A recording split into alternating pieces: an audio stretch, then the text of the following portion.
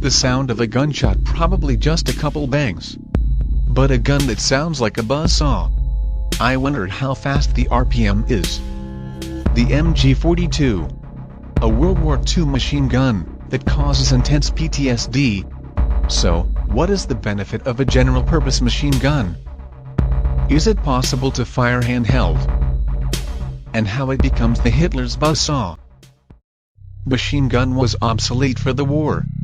The MG at that time was rather a heavy belt-fed Maxim machine gun or a magazine-fed light machine gun. The metal was needed. The first ever general-purpose machine gun was born. The MG34. Designed by German small-arm designer Heinrich Vollmer. He is also the man who designed the famous MP40. The MG34 was the perfect weapon to define this role. But more quality meant less quantity. MG34 was difficult to manufacture, however. The milled barrel cost a lot of resources to complete. So the MG42 was adopted. Designed by another small-arm designer, Werner Gruner. Deployed in North Africa. The Allies were unprepared for such a weapon. Soldiers were often back with flashbacks of such terrified weapons. It also earned a nickname, Hitler's buzzsaw. MG42 was not that perfect compared to other machine guns. It was still very heavy in modern standard. And its high rate means nasty recoil for fire handheld. So burst fire was the solution for soldiers. To save ammunition and give more accurate shots.